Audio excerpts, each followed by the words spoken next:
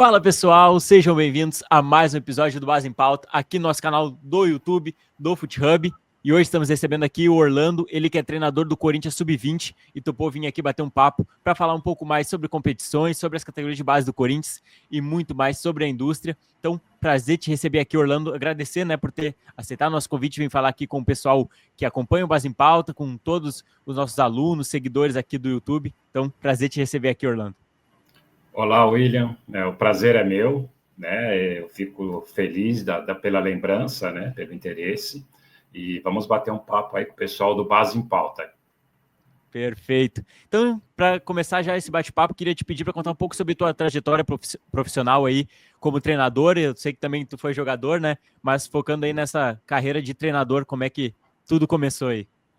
Então, eu sou um ex-atleta, Então, vamos pular a parte de ex-atleta, senão a gente vai ficar muito longo. E já vamos para a parte de treinador. Eu sou um treinador que eu comecei nas escolas franqueadas, Então, eu sou formado em Educação Física. Quando eu parei de jogar no Noroeste de Bauru, eu comecei a trabalhar em escolas franqueadas. Daí, eu tive a oportunidade na Portuguesa, no Sub-17, como treinador.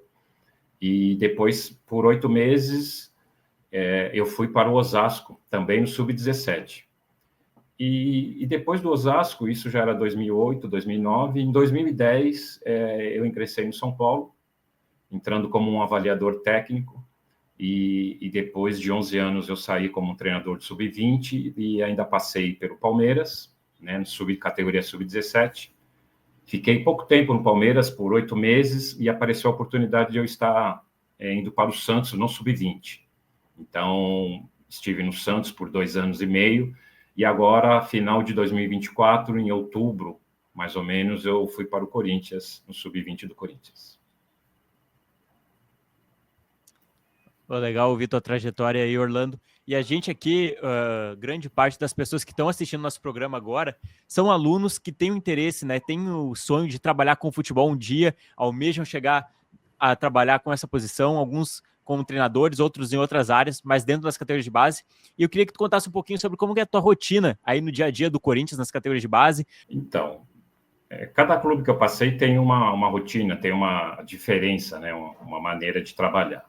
Especificamente no Corinthians hoje, nós trabalhamos pela manhã, o Sub-20 procura trabalhar no mesmo período do Sub-17 e do Sub-16, para que a gente esteja, são categorias bem próximas, e como profissional também. Certo que, no caso do Corinthians, é um CT que você tem os campos próximos, Então você tem essa facilidade de ter as categorias próximas do Sub-20 e o profissional também praticamente próximo, Então a gente sabe quando o profissional precisa de algum atleta para ou compor treino, ou que já estão fazendo uma transição, fica mais fácil para eles pedirem para a gente, fica mais fácil para a gente também, pedindo o profissional, o Sub-17, a gente ir lá buscar. Então, eu acho que é uma integração. A gente fazendo essa integração, eu acho que essa é a maneira que eu acredito que seja certo na base. Nossos treinos são geralmente pela manhã, o período da tarde para estudos, os garotos estudam, e no Sub-20 alguns meninos estudam no período da noite. Então, por isso que nós escolhemos e optamos pelo período da manhã, que aí a gente tem um período maior para poder treinar e colocar a metodologia que a gente acha que eles precisam nessa idade, nessa faixa de idade. Bom, legal aí ouvir um pouquinho também tu falando sobre metodologia, mas vou segurar esse assunto por um pouquinho depois, que eu quero agora ouvir tu falar um pouco sobre as questões das competições, A gente sabe o quanto é importante para os atletas essas competições, e quando a gente fala de futebol sub-20, não tem como não citar a Copinha, inclusive vocês aí na última edição foram vice-campeões, então já transmito aí os parabéns também, uma grande campanha que o Corinthians fez na competição, e eu queria te ouvir um pouquinho aí como foi a preparação para vocês nessa competição, que é uma competição de curto período, são poucos dias, muitos jogos, mas que vocês conseguiram suportar bem, chegando a jogar todas as partidas na final. Então eu queria ouvir um pouco mais como é que foi esse planejamento, como é que vocês fizeram essa organização, tanto da gestão do elenco, quanto dos demais componentes aí que envolvem, essa competição. Falando especificamente sobre a Copinha, e no meu caso, e no caso do Juliano, que é o preparador físico que me acompanha, Nós saímos do Santos em final de setembro, então, final de ano, né, de 2024. E já saímos num sábado, e numa segunda-feira nós já ingressamos no Corinthians. Então, a preparação para essa copinha no Corinthians foi um pouco acelerada. Nós tivemos que ter algumas situações diferentes do que a gente planeja geralmente. Na minha opinião, a preparação da copinha, no caso, essa que vai ser 2026, ela já tem que estar começando agora, né? E logo que os meninos voltam das férias, que é fevereiro, começo de março.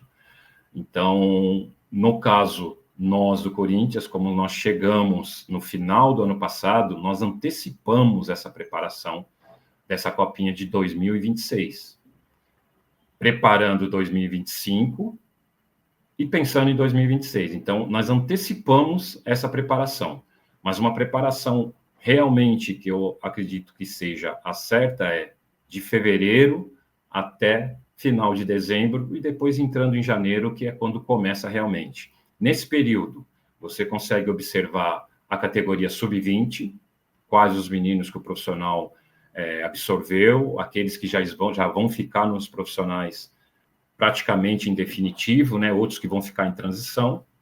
Você consegue observar as competições do sub-17, além do mais, né, ainda também consegue observar como que está sendo a evolução da categoria sub-16.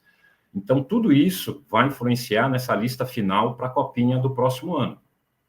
Então, foi isso que nós fizemos, antecipamos um pouco, devido a nós termos chegado muito tarde, vamos dizer, para a preparação dessa Copa, mas optamos por antecipar, vamos dizer, uma competição. Então, de repente, nós estamos na frente aí de outras equipes, mas nós tivemos dificuldades, mesmo chegando na final, nessa Copinha 2025, devido a isso que eu expliquei agora, né? Nós antecipamos, principalmente alguns meninos que nem tinham jogado ainda com sub-20, alguns meninos que jogaram pouco durante o ano, então eles já foram praticamente para essa lista final de Copa São Paulo e, na minha opinião, eles foram muito bem.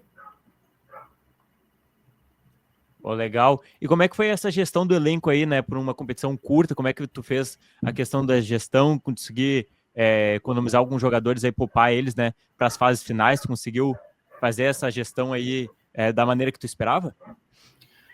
Então, essa é uma situação que até foi questionado, né? Nós tivemos um terceiro jogo da primeira fase com o Santo André. Nós optamos de não colocar os titulares que vinham jogando, que jogaram os 2 primeiros jogos. Deixamos alguns no banco e mesmo assim utilizamos pouco. E acabou que nós perdemos do Santo André e tivemos uma dificuldade já na final, devido à campanha, que o São Paulo fez uma melhor campanha que nós, e com isso eles tiveram a condição de ter torcida única a favor. Mas nós estávamos bem conscientes no momento, nós estávamos bem conscientes do que estávamos fazendo. Se nós colocássemos os meninos para jogar aquele momento, no terceiro jogo, nós teríamos muito mais dificuldades no primeiro mata. E o primeiro mata foi difícil da gente passar. Então, nós, teoricamente, a impressão que dá é que nós tivemos um erro, mas nós que planejamos, comissão, gestão, mesmo conversando com os meninos, nós sabemos que se tivéssemos colocado um time titular naquele jogo, teríamos dificuldades no mata. E aí, no mata, não teria recuperação. Aquele jogo, nós tivemos recuperação. Tanto é que nós chegamos na final. Mas, infelizmente, nós não tivemos o nosso torcedor ao nosso lado. É legal ver tu contar um pouco desse bastidor aí também, né? E mostrando que, claro, tudo é planejado, são escolhas que a gente faz e a questão do futebol mesmo, né? E agora, mantendo aí a questão da competição, a gente está às vésperas do Brasileirão Sub-20. É o momento, eu acredito que depois aí da Copinha teve a questão das férias, né, para os atletas, que é o momento que encerra, né, a temporada para eles. Eles já voltaram e agora já temos aí no início de março o Brasileirão Sub-20, né? Então, como é que está sendo a preparação para essa competição, que é mais longa, né? Tem um calendário maior, com mais tempo assim para se planejar, mas como é que está aí essa preparação para o Brasileirão Sub-20? Então, é um brasileiro diferente, né? Nós temos 20 equipes, agora são 2 séries, né? Série A e Série B. Temos 20 equipes, onde os 8 primeiros classificam para uma segunda fase e os 3 últimos caem para a Série B.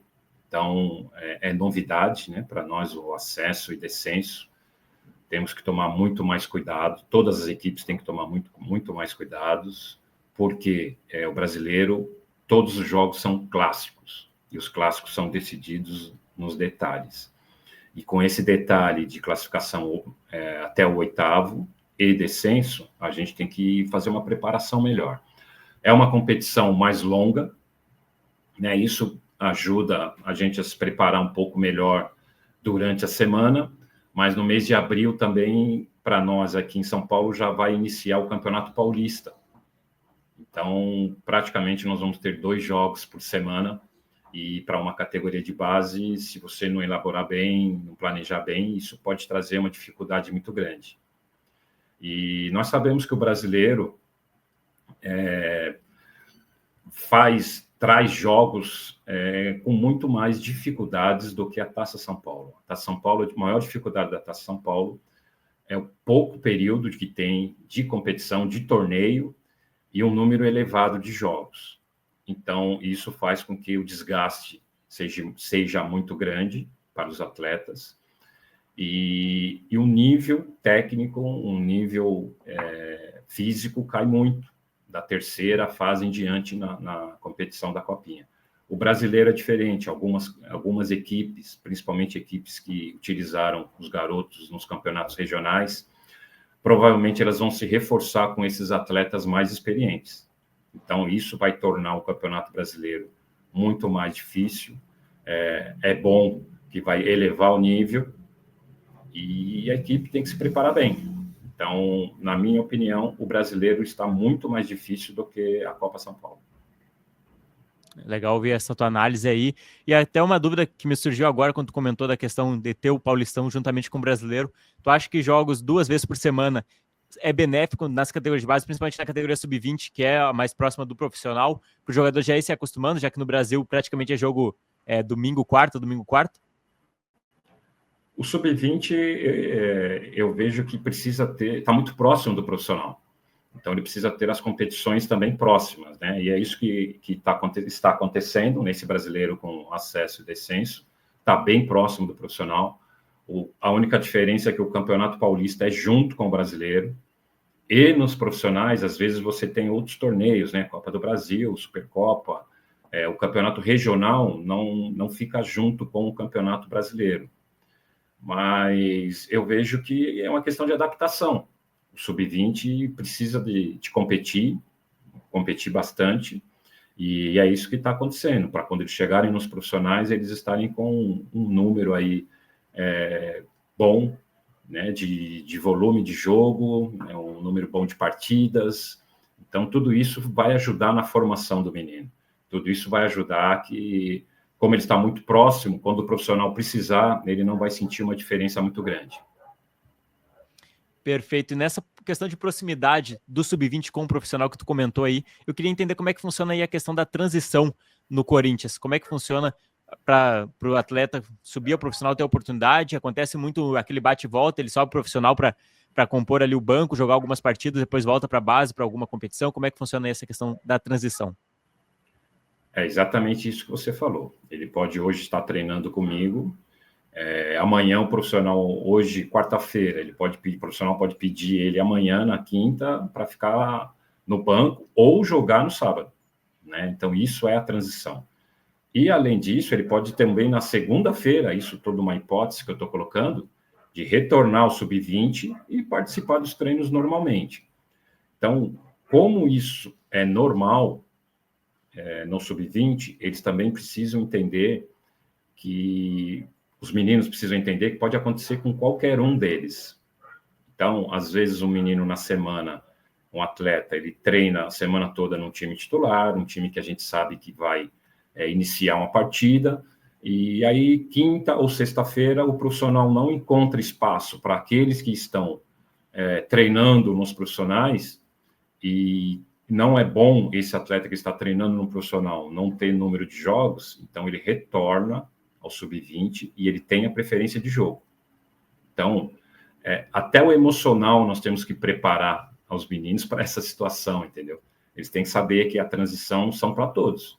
Às vezes, no começo do ano, ele pode estar cedendo um lugar para aqueles que estão vindo dos profissionais adquirir tempo, adquirir rodagem de jogo, e depois no segundo semestre ou no final do ano ele pode estar na mesma situação, de estar treinando profissional e precisar retornar ao sub-20 para poder adquirir um pouco mais de jogo, algumas etapas que faltam, né, para ele realmente firmar no profissional. Então, quando eles estão na transição, é isso que acontece. Então, a gente procura ser muito claro com o grupo, ser muito claro com eles, para não ter nenhum tipo de problema no comportamento. Legal aí que tu citou a questão de vocês preparar o emocional do atleta para isso, né? Era até uma pergunta que eu ia fazer, então tu já respondeu, mas legal ouvir aí esse cuidado também, né? Que vocês têm que deve ser diário com o atleta para não subir o ego quando ir ao profissional e quando voltar a entender que é um processo normal que faz parte, né, do processo formativo dele. Eu queria agora te perguntar sobre a questão da metodologia de formação. Como é a metodologia de formação do Corinthians? O que o Corinthians pede para ti, como um treinador do Sub-20, entregar ao profissional um atleta? Com quais características? O que o Corinthians pede para um atleta para ingressar ao profissional? Então, é a característica que o torcedor vê no atleta do profissional, né? Então, é um atleta competitivo, né? Um atleta de qualidade técnica, entendimento de jogo. É um atleta que não vai desistir em nenhum momento da partida. Então, essas são algumas características que não é que nós temos que colocar na metodologia, é a característica que o torcedor, vamos colocar às vezes até entre aspas, né, exige que o garoto faça no profissional. Ele não pode desistir em momento nenhum da partida, ele não pode não ter aquela competitividade no sangue. E procuro tentar propor o jogo, tentar ser um atleta que utilize bem o mental para jogar, inteligência para jogar, uma relação boa com a bola. Então, aí eu falando assim, dá a impressão que tem que ser um atleta perfeito, né? Mas não é que ele tem que ser perfeito, ele tem que saber que em vários momentos ele vai ter que demonstrar essa característica. E dependendo do jogo, dependendo do que o jogo pedir, ele vai ter que estar pronto para responder à altura. Então, quando a gente fala de metodologia, quando a gente fala o que o atleta precisa para chegar no profissional do Corinthians, basicamente é isso: competitividade, não desistir da partida e ter inteligência para jogar. Pô, Orlando, e até antes da gente começar aqui o bate-papo, eu te comentei que a gente tinha aqui uma comunidade categoria de base e um curso também, né, sobre essa temática. E uma das principais discussões que a gente tem na comunidade e nos cursos, em qualquer conteúdo que a gente faz aqui sobre base, é a questão envolvendo metodologia, né? É a questão de se a base é para desenvolver atletas ou para o atleta ser campeão. Então eu queria te ouvir aí um pouquinho sobre tua opinião sobre esse debate, se a base é para formar atletas ou é para formar campeões. E claro, né, isso pode estar relacionado. Então eu queria te ouvir aí o que tu pensa sobre isso. Então, realmente está relacionado, né? Nós procuramos formar campeões, né? E eu acredito que tem uma diferença entre base e profissional. No profissional, geralmente, o resultado, vamos colocar, resultado final, às vezes de uma competição, às vezes de um ano, né? Vale um pouco mais do que o desempenho no profissional. E na base, a gente pode colocar que o desempenho tem um pouquinho mais vamos colocar que ele vale mais a pena o desempenho do que o resultado final. Exemplo, nós chegamos na final com o São Paulo e nós perdemos com o São Paulo. Mas nós temos que ver o desempenho que os meninos tiveram, nós temos que ver como eles chegaram, o que eles fizeram, o que eles precisaram fazer para chegar na final. Então, nós tivemos alguns jogos de alto risco. O jogo do Ituano foi alto risco, nós tivemos que ir para os pênaltis, começamos perdendo nos pênaltis. Isso vai lapidar o menino, isso vai potencializar ele. Nós tivemos na final ganhando de 2-0, tivemos um revés, o São Paulo conseguiu virar. Então a gente tem que ver o que aconteceu nesse jogo, o que aconteceu de um 2-0 para 3-2. Então, não que nós não queríamos ser campeões, mas nós temos que ver o que aconteceu que nós não fomos campeões, né? Então, às vezes, o desempenho na base, geralmente o desempenho na base, vai ajudar muito mais nós que trabalhamos na base, vai ajudar muito mais o menino que está em formação do que o resultado final. E no profissional é um pouco, na minha opinião, é um pouco diferente. O resultado final, às vezes o desempenho no campeonato, o desempenho no torneio não vem tão bem, mas chegou na final e foi campeão, está resolvido. A base a gente precisa, além de ser campeão, a gente vê como nós somos campeões, né? Ou como nós deixamos de ser campeões. Então, a base, a minha opinião, tem essa diferença. Perfeito, legal ouvir tua visão sobre essa temática. E agora, falando um pouco mais sobre modelo de jogo, como é que funciona aí a questão da metodologia do modelo de jogo do Corinthians? Tu tem total liberdade aí para mostrar implementar, né, o teu modelo de jogo, ou todos vocês, treinadores das categorias de base, conversam para ter o mesmo modelo para os jogadores subindo e sempre ter o mesmo modelo? E também, é claro, a tua relação, né, com o futebol profissional. Então, na questão do modelo de jogo, né, porque tu tá mais perto do Ramon Dias, né, do modelo de jogo dele. Então, se vocês conversam, tem essa troca aí para te conseguir entregar um atleta mais adaptado ao modelo de jogo do atual treinador. Não, nós não temos no Corinthians um modelo de jogo gessado, né? Um modelo ou um sistema gessado. Não temos, pelo menos até hoje, não temos a necessidade de ser igual ao profissional. O Sub-17 também não tem necessidade de ser igual ao Sub-20, mas eu acredito que o modelo de jogo e o sistema, ele tem que estar em prol da formação do menino, no Sub-20 ou na base, aliás, né? Não digo nos profissionais. Profissionais, eu acredito que seja outra situação. Mas a base, o modelo e o sistema tem que estar em prol do desenvolvimento do atleta. Nós temos a liberdade de utilizar o modelo que a gente acha, o sistema, aliás, né, que a gente acha que é bom, que a gente consegue dominar bem. No meu caso, no caso do Sub-20, nós temos por característica um sistema 1-3-4-3, com modelo de jogo com linha alta, pressão ofensiva, na linha baixa do adversário. Então, por que eu penso nisso? Porque eu acredito que o que você utiliza de metodologia para esse modelo, esse sistema dar certo, ele ajuda na formação do menino. Só para dar um exemplo, se você tem uma linha alta de zagueiros que pressionam no campo adversário, você tem que ter zagueiros com boa percepção de cobertura, com uma certa velocidade, tem que saber construir bem o jogo, tem que ter uma técnica, uma relação com a bola muito boa, enxergar o jogo à frente, isso estou falando tudo de zagueiro, né? Então você vai ter que, se você tem sucesso nos torneios e nos campeonatos, você vai ter sucesso na formação do menino também, né? Nós tivemos o nosso primeiro gol foi de construção de um zagueiro para um lateral. Então, você vê aí que não é muito comum, né? Então, isso, na minha opinião, ajuda na formação do menino. O modelo e o sistema tem que ajudar na formação do atleta. Perfeito, legal. Deixa eu ouvir falar aí também sobre essa questão, né, de como o modelo de jogo, diferentes modelos de jogo ajudam a formar cada vez um atleta mais completo, né? E agora eu queria entrar um pouquinho mais, a gente já falou aí sobre formação, sobre metodologia, agora eu queria falar um pouquinho sobre captação, entender como é que funciona aí a tua relação com o coordenador da captação do Corinthians nas categorias de base. Vocês conversam bastante, ele te mostra bastantes atletas, como é que funciona aí os processos de captação de atletas no Corinthians?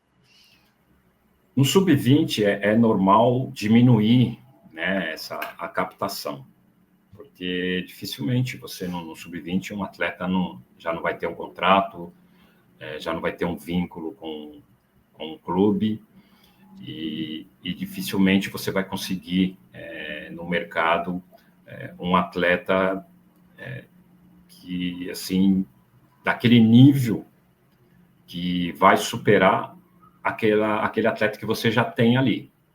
O que pode acontecer? Você pode ter uma carência. Às vezes, devido a uma situação de um menino de um sub-17 vir para o sub-20 e o profissional já precisar, então você acaba ficando com uma lacuna, ou no 17 ou no 20. Aí sim você vai atrás, né? E aí sim você vai buscar fora. Mas no sub-20, a maioria das equipes, dos clubes, pelo menos os que eu passei, é muito difícil isso. Mas a gente tem conversas, tem um pessoal de mercado, de análise de mercado. Nós temos os captadores ainda, que às vezes você consegue no sub-17, em algumas competições, mas o ponto forte mesmo da captação nos clubes é abaixo do sub-14 e abaixo do sub-13. No Brasil é muito precoce, né? Os atletas aí sub-17 e sub-20 dificilmente eles vão estar livres no mercado, ou você vai conseguir captar, buscar em algum lugar essa idade, né? Então, a captação realmente é do 13 para baixo. Pô, legal escutar aí também essa questão, né, de como funciona a captação nas categorias de base do Corinthians. E eu queria agora ouvir um pouquinho mais tu falando sobre a relação com o executivo de futebol. Como eu te falei também aqui antes da gente iniciar a gravação, o principal curso aqui do FutHub é o curso de executivo de futebol, né, o principal responsável aí por liderar o departamento de futebol dos clubes profissionais. E eu queria entender como é que funciona aí tua relação hoje com o Fabinho, se tem bastante conversa, né? O Fabinho, que é um grande parceiro aqui do FutHub também, inclusive gravamos um podcast com ele no ano passado, e se caso tu que está nos assistindo aí queira escutar mais tarde, estou deixando aqui na descrição desse vídeo o link para te ter acesso, mas eu queria entender aí como é que funciona a tua relação com ele e se tem alguma figura, né, de executivo nas categorias de base do Corinthians também, que tu tem essa relação mais próxima aí. Então, o Fabinho, né, nós conhecemos o Fabinho no Corinthians, quando nós chegamos no Corinthians em outubro. Ele fez questão de ir conversar com a gente lá, porque o Fabinho, ele é o executivo do profissional, né? Então ele foi conversar com a gente lá na base, explicou o que ele pensa da gente, explicou o que ele pensa, gosta, como trabalhar, como que é feito o trabalho na base. O nosso CEO, no caso, é o Alex Brasil. Né? O Alex Brasil, sim, a gente temos conversas diárias, inclusive quando ele tem possibilidade, ele está no campo, participa lá do campo, dos treinamentos, estando conversando, perguntando se precisa alguma coisa. O que precisa reportar ao profissional é ele que reporta, o que precisa de reuniões de algumas situações que o profissional precisa passar para a gente, é ele que passa. Então, no Corinthians funciona assim, né? É o Fabinho no profissional e o Alex Brasil na base. Bacana ouvir aí também essa questão de relação, né, mais ligada ao CEO do que ao executivo. E agora, para a gente já ir encerrando esse bate-papo aqui, foi rico demais em conteúdos sobre categoria de base. Como eu te falei, né, o principal público que a gente tem aqui é pessoas que querem começar a trabalhar com futebol. E eu queria te pedir aí para te dar alguma dica para essa galera que está com vontade de começar a trabalhar com futebol, por onde começar. Então, queria que tu desse uma dica aí. Então, não importa por onde começa, né? Começa por você se sentir capaz, né? Você tem que saber o que você quer e ir atrás. Conhecimento é importante, dedicação, muita dedicação. Não desistir, como eu falei no começo. Mesmo eu sendo um ex-atleta de futebol, eu comecei a parte de treinador nas escolinhas franqueadas. Então, de repente, você está na escolinha franqueada, você não imagina chegar a um profissional ou chegar a um sub-20. Está enganado, depende muito de você. Tá? Então, realmente se dedica, estuda e pode ter certeza que uma oportunidade em algum momento vai aparecer. Pô, então aí tu que está assistindo, fica ligado nessa dica aí do Orlando. Vai lá, tem que se preparar para conseguir entrar no mercado do futebol com muito networking, conhecimento, que é o mais importante. Então, pega a dica aí, Orlando. Queria te agradecer imensamente por ter aceitado o convite de vir conversar aqui com o pessoal do FutHub, do Base em Pauta, que nos acompanham aqui no canal do YouTube. Te agradecer novamente por ter aceitado o convite e deixar aí as últimas palavras para te se despedir dessa galera. Obrigado, William. Tá? FootHub também, pessoal todo da base em pauta. Muito obrigado aí pela oportunidade e sucesso para todos vocês. Tenho certeza que vocês acreditando no potencial que vocês têm, a oportunidade, como eu disse, vai aparecer e é só estar atento para ela. Perfeito, então espero que vocês tenham gostado desse conteúdo aqui. Se gostou, deixa o like no vídeo, se inscreve no canal se não é inscrito, ativa o sininho para não perder nenhum vídeo novo. Já nos segue nas redes sociais também para não perder nenhum conteúdo aqui. Eu comentei de diversos cursos durante esse bate-papo aqui com o Orlando. Vou deixar todos na descrição aqui também, mas siga a gente nas redes sociais, tem bastante conteúdo que a gente está publicando aí, conteúdos gratuitos para vocês se capacitarem cada vez mais. Aí temos as relações com o executivo, com Fernando Carvalho, Júlio Rondinelli, do Juventude, conteúdo gratuito. Aula aberta falando sobre SAF com o Fernando Carvalho, também aí outro conteúdo gratuito para te se especializar, criar a tua rede de networking e iniciar de vez tua carreira na indústria do futebol. É isso então, Orlando. Mais uma vez, muito obrigado por participar. Obrigado. E é isso, pessoal. Nos vemos em um próximo conteúdo aqui no nosso canal no YouTube, em outras redes sociais aqui também do FootHub. Um grande abraço e até mais.